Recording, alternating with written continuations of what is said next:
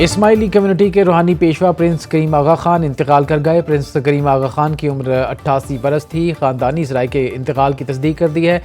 Prince کریم آغا خان کا انتقال 4 فروری کو پرتگال کے دارالحکومت لسبن میں ہوا۔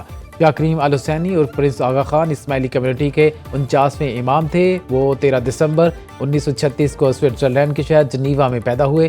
روایات کے مطابق ان کا جانشین نامزد کر دیا گیا ہے۔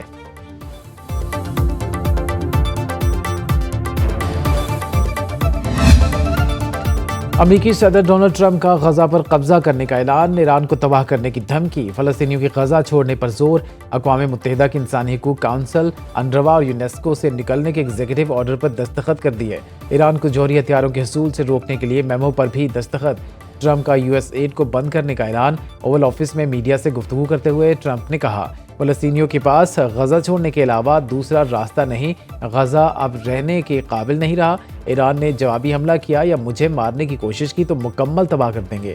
اسرائیلی وزیر اعظم نیتن یاہو کے ساتھ پریس کانفرنس میں کہا، امریکہ غزہ پر قبضہ کر لے گا، غزہ پر طویل مدت کے لیے قبضے کی پوزیشن دیکھنا چاہتا ہوں، ایران پر سخت پابندیاں عائد کریں گے۔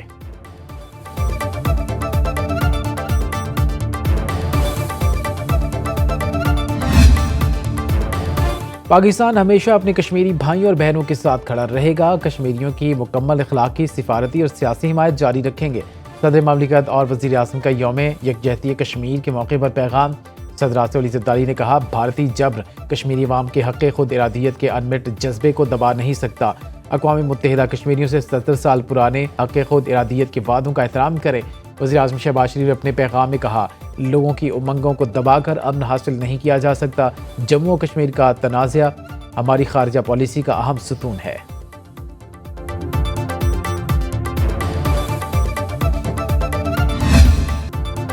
عسکری قیادت کا کشمیریوں کی جدوجہد، حق خود ارادیت کی غیر متزلزل حمایت کا اعادہ۔ یوم یکجہتی کشمیر کی مناسبت سے مقبوضہ کشمیر کے عوام کے ساتھ مکمل یکجہتی کا اظہار کیا گیا۔ Army chief general Asim Munir کی زیر صدارت GHQ میں کور کمانڈرز کانفرنس۔ بھارت کی جانب سے مقبوضہ جموں و کشمیر میں انسانی حقوق کی مسلسل خلاف ورزیوں کی شدید مذمت، خطے کے امن اور استحکام کے لیے سنگین خطرہ قرار دیا۔ اقوام متحدہ کی قراردادوں کے مطابق حق خود ارادیت کے لیے کشمیری عوام کی جدوجہد میں پاکستان کی غیر متزلزل حمایت کا اعادہ کیا۔ افغان سرزمین سے فتنۃ الخوارز کی پاکستان میں دہشت گردی پر تشویش کا اظہار بھی کیا گیا۔ شرکاء نے اس توقع کا اظہار کیا کہ عبوری افغان حکومت فتنۃ الخوارز کے خلاف ٹھوس اور عملی اقدامات کرے گی۔ کسی کو بلوچستان میں امن خراب کرنے کی اجازت نہیں دی جائے گی۔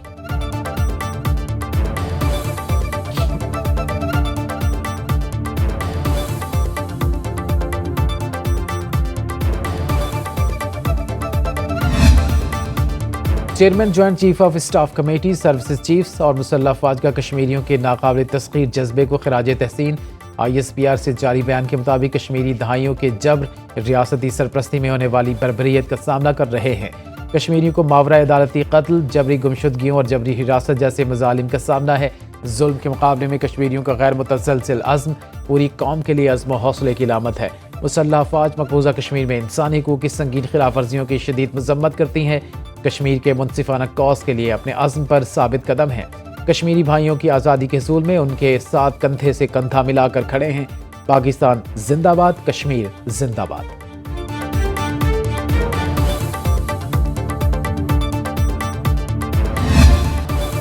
صدر آزاد کشمیر بیرسٹر سلطان محمود کا کہنا ہے، بھارت مودی کی ہندوتوا پالیسیوں پر گامزن ہے، اسی لیے وہ جلد ٹکڑے ٹکڑے ہو جائے گا۔ یوم یکجہتی کشمیر پر خصوصی پیغام میں انہوں نے کہا کہ بھارت ایک عالمی دہشت گرد کے طور پر سامنے آیا ہے۔ وزیر اعظم آزاد کشمیر چودھری انوار الحق کہتے ہیں، آج دنیا بھر میں بسنے والے پاکستانیوں اور کشمیریوں کے غیر متزلزل عزم کی تجدید کا دن ہے۔ اہل پاکستان نے ہر مشکل گھڑی میں کشمیریوں کا ساتھ دیا، وہ دن دور نہیں جب کشمیری عوام آزادی کی نعمت سے ہمکنار ہوں گے۔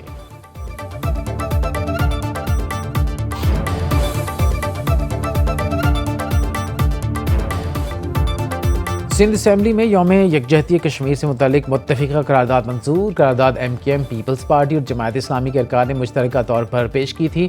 وزیر اطلاعات پنجاب اسما بخاری کہتی ہیں، نواز شریف کے علاوہ کسی نے کشمیر کا مقدمہ نہیں لڑا۔ وزیر اعلیٰ مریم نواز آج لبرٹی چوک میں کشمیر یکجہتی ریلی سے خطاب کریں گی۔ کشمیر کاز کے لیے خیبر پختونخوا کی قیادت بھی یک زبان گورنر اور وزیر اعلیٰ مشترکہ طور پر کشمیر یکجہتی مارچ کی قیادت کریں گے۔ امیر جماعت اسلامی حافظ تیمور الرحمان لاہور میں ریلی سے خطاب کریں گے۔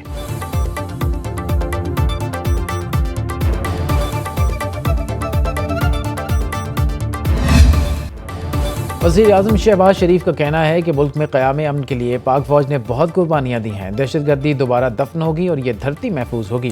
اوورسیز پاکستانیز گلوبل فاؤنڈیشن کی تقریب سے خطاب کرتے ہوئے بولے، ترسیلاتی زر میں 30% اضافہ اوورسیز پاکستانیوں کی محنت کا ثبوت ہے۔ ان کے لیے گرین چینل بحال اور بلو پاسپورٹ دیں گے۔ وزیر اعظم کی زیر صدارت وفاقی کابینہ کا اجلاس ہوا۔ وزیر اعظم کا یوٹیلیٹی سٹورز کے بغیر رمضان پیکج لانے کا اعلان۔ وزیر اعظم نے زرعی ٹیکس کے نفاذ پر چاروں صوبائی حکومتوں کا شکریہ ادا کیا۔ کہتے ہیں آج پوری پاکستانی قوم یوم یکجہتی کشمیر قومی جذبے سے منائے گی۔ تحریک آزادی کشمیر کی حمایت جاری رکھیں گے۔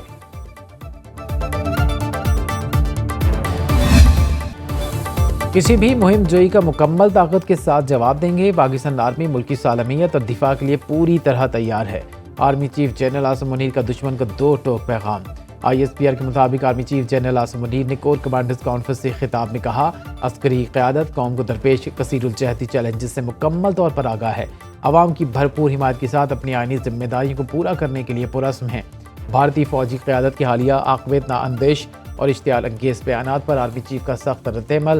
بولے، ایسے کھوکھلے بیانات بھارتی فوج کی بڑھتی مایوسی کی نشاندہی کرتے ہیں۔ بھارت اپنے عوام اور عالمی برادری کی توجہ اندرونی خلفشات اور انسانی حقوق کی کھلی خلاف ورزیوں سے ہٹانا چاہتا ہے۔ آرمی چیف نے پاک فوج کی آپریشنل تیاریوں کو سراہا۔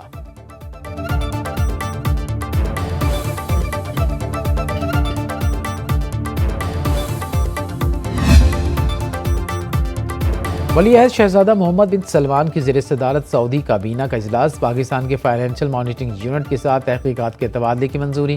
منی لانڈرنگ اور دہشت گردی کے حوالے سے مالی معاونت کے جرائم شامل ہوں گے۔ سعودی ڈائریکٹوریٹ آف فائنینشل انویسٹیگیشن اور پاکستان کے فائنینشل مانیٹرنگ یونٹ کے درمیان تعاون کی مفاہمتی یادداشت پر دستخط کرنے کی منظوری دی گئی۔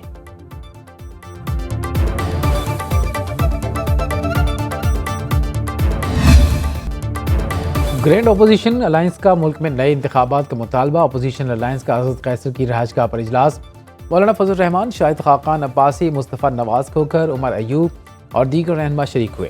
حکومت کے خلاف ممکنہ تحریک کے لاہ عمل پر غور کیا گیا۔ اجلاس کے بعد میڈیا سے گفتگو کرتے ہوئے مولانا فضل الرحمان نے کہا، 8 فروری کے انتخابات دھاندلی زدہ تھے۔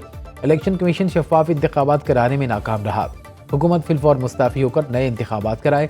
شاہد خاقان عباسی نے اجلاس کا اعلامیہ پڑھا، جس میں کہا گیا موجودہ حکومت زبردستی عوام پر مسلط کی گئی ہے۔ نئے الیکشن ہی ملک کو مالی دہشت گردی اور دیگر بحران سے نکالنے کا حل ہے۔ گرینڈ اپوزیشن الائنس نے سیاسی قیدیوں کی رہائی اور پیکا قانون کے خاتمے کا مطالبہ بھی کیا۔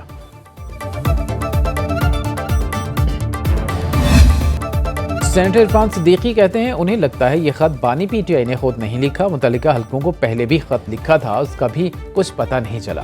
ابھی انہیں کہیں سے جواب نہیں ملے گا، خط کے مندرجات کو دیکھنا ہوگا۔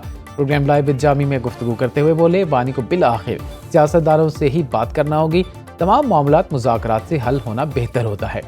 وزیر اعظم کے مشیر رانا ثناء اللہ کہتے ہیں، کیا یہ خط جیل سے لکھا جا رہا ہے؟ یہ خط لکھتا کون ہے؟ ان خطوط کے پیچھے کون سی لابیز کام کر رہی ہیں؟ بانی PTI کا مقصد فوج اور عوام میں غلط فہمیاں پیدا کرنا ہے۔ یہ پارلیمنٹ میں بیٹھیں اور بات کریں۔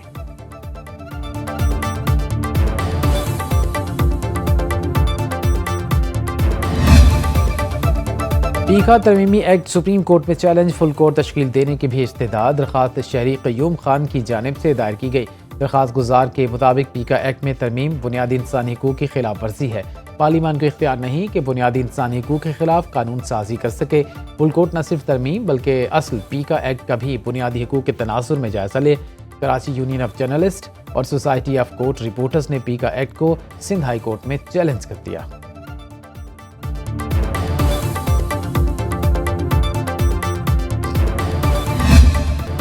مراکش کشتی حادثے میں جاں بحق 13 پاکستانیوں کی شناخت ہو گئی۔ سفیان، سجاد، رئیس، قسنین حیدر، وقاص، اکرم، ارسلان، حامد اور قیصر کی شناخت ہو گئی۔ دانش، تجاول، شہزاد اور احتشام کی بھی تصدیق۔ سفارتی ذرائع کے مطابق 44 پاکستانیوں کے جاں بحق ہونے کی اطلاعات تھیں۔ مقامی حکام کو صرف 13 لاشیں ملیں۔ میتوں کی شناخت کے لیے نادرا کی خدمات حاصل کی گئیں۔ ترجمان دفتر خارجہ کے مطابق 4 پاکستانیوں کو میتیں کل غیر ملکی ایئر لائن کی پرواز سے اسلام آباد پہنچیں گی۔ مراکش کشتی حادثے میں زندہ بچ جانے والا شعیب ظفر اپنے گھر منڈی بہاؤالدین پہنچ گیا۔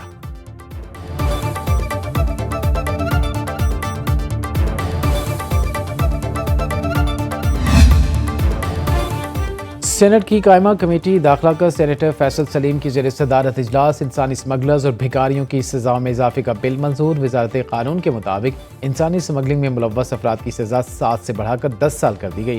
بھکاریوں کی معاونت کرنے والوں اور سہولت کاروں کی سزاؤں میں بھی اضافہ ہوگا۔ سیکریٹری داخلہ خرم آغا کا کہنا تھا کہ انسانی اسمگلنگ بہت زیادہ ہو گئی، اس حوالے سے یہ بل اہم ہے۔ سینیٹر شہادت عوان نے کہا سزائیں بڑھانے کا مقصد ملزمان کی جلد ضمانتوں کو روکنا ہے۔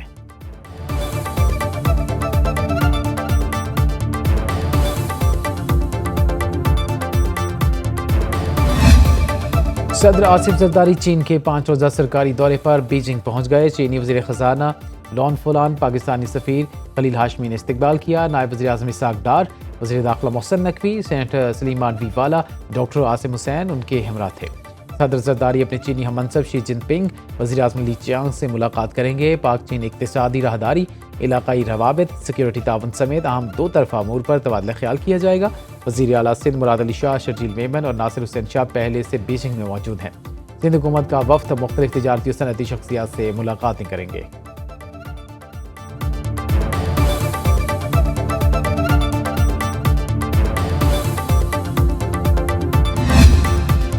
پاک بحریہ کے زیر انتظام کثیر القومی بحری مشق امن 2025 کا نواں ایڈیشن 7 سے 11 فروری تک منعقد ہوگا۔ مشق کے امن کے ساتھ پہلی بار امن ڈائیلاگ کا آغاز بھی کیا جائے گا۔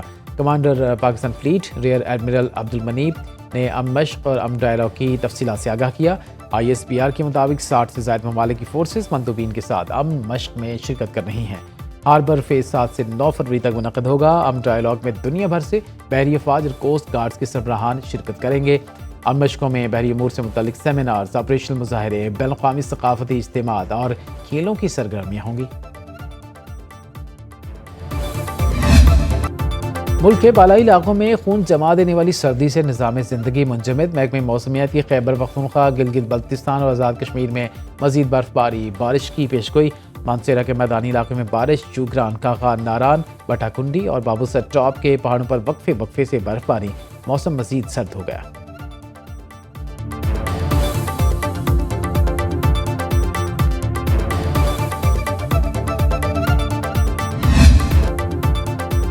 اور ننکانہ صاحب کے گاؤں ولگن سہیل میں سجال پنجاب گھوڑا ڈانس میلہ، مختلف اضلاع سے لائے گئے 50 سے زائد گھوڑوں کے رقص نے سما باندھ دیا۔ موسیقی کی دھنوں اور ڈھول کی تھاپ پر بادل سلطان اور فخر راوی نے ایسا رقص کیا کہ دیکھنے والے دیکھتے ہی رہ گئے۔